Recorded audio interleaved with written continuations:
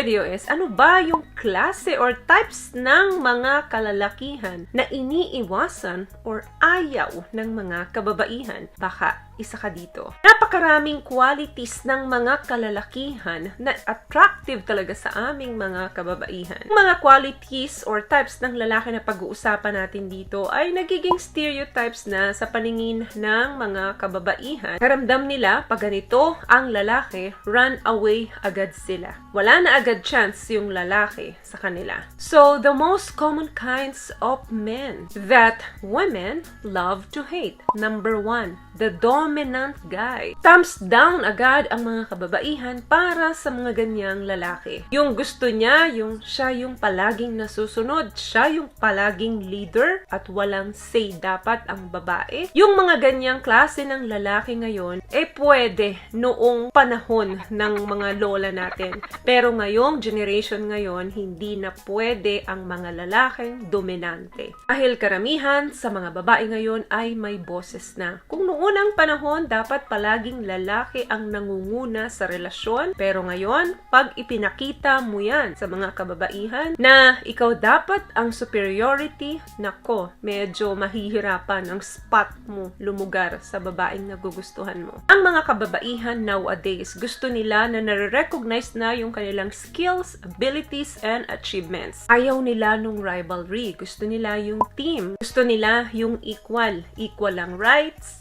equal ang respect. In any relationship, kapag ang gusto mo ay palagi kang nasa top, yan ay hindi makakabuti sa isang relasyon. Number 2, macho guys, hindi na yan palaging lucky sa spot. Ang macho guy na medyo maangas ang dating ngayon, pwedeng maganda lang yan sa silver screen, sa mga picture nila. So magandang tingnan kung sisipatin mo. Pero kung real life na ang pag-uusapan, hindi na masyadong game ang mga kababaihan hang around doon sa mga macho dudes. May mga recent study ngayon na ang mga macho guys or yung mga maaangas, yung tipong kala mo mga astig, ay hindi na mabenta sa paningin ng mga kababaihan. Madalas, sila yung broken-hearted. Dati kasi, yung mga hunk, yung mga kababaihan, talagang napapa-second look kapag may napapadaan sa harapan nilang ganyan. Pero ngayon, ang mga kababaihan, mas gusto na nila na yung mga kalalakihan ay tipong tough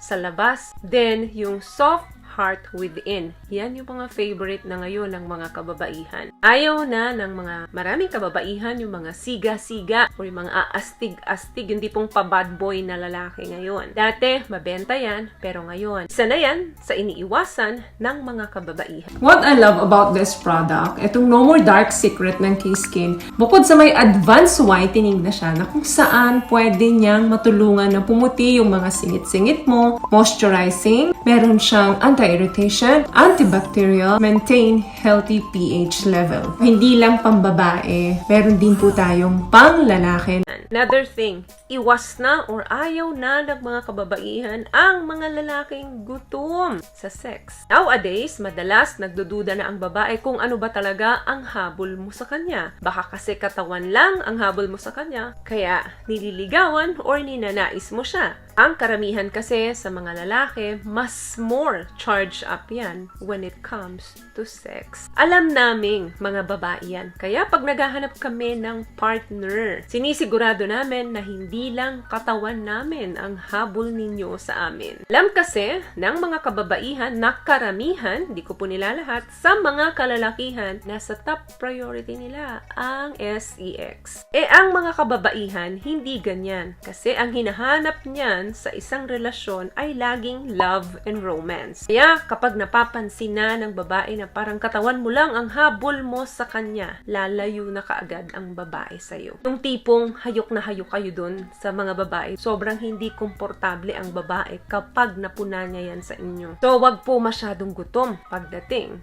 sa sex. Last one, using slangs won't take you anywhere. Mga slang word like, kumusta ka na friendship? Kumusta ka na marikicks? Mga ganyan. Marites, yan, mga slang words yan. Anyari, instead na nangyari, anong nangyari? Anyari sa'yo, yung mga ganon. Yan ang mga halimbawa ng mga slang words. Or yung mga abusive slang words, yung mga ganyang salita ay cool yan kung ang kausap nyo matagal nyo nang kakilala, kaibigan, or barkada ninyo. Pero kapag ginamit mo yung mga slang words mo sa babaeng nililigawan mo, turn off yan. Medyo stressful kasi sa pandinig ng mga babae kapag ginagamitan nyo sila ng mga salitang hindi nila naiintindihan. Men need to realize that a woman would like to be associated with a respectful and well-behaved mate. So, kapag madalas kang gumagamit ng mga slang language dito sa babaeng nililigawan mo or nagugustuhan mo during ng conversation ninyo, nako, sure na backfire yan sa'yo. Dahil ang tingin ng mga kababaihan dyan, lalo na kung medyo hindi maganda yung mga ginagamit mong words, offensive yan sa side nila, kawalan ng gesture, and disrespect doon sa relationship ninyo. Kaya, wag masyadong gumamit ng mga slang words, lalo na kung yung tipong nililigawan mo pa lang ang babae at nagpapa-impress ka pa lang sa kanya. Kung ayaw mong maging tight yung spot mo sa kanya, gumamit ka ng tamang salita. So, ayun lamang guys ang video natin for today. I hope may naibigay po akong tips sa inyo. At kung nagustuhan niyo po ang ating video, please give it a thumbs up, comment down below, and also share this video na rin po sa mga kaibigan na sa tingin nyo matutulungan ng video natin. Once again, palagi po kayong mag-iingat at palagi po kayong manalangin. Thank you guys for watching and see you in our next one. Always love yourself and be a blessing. Bye!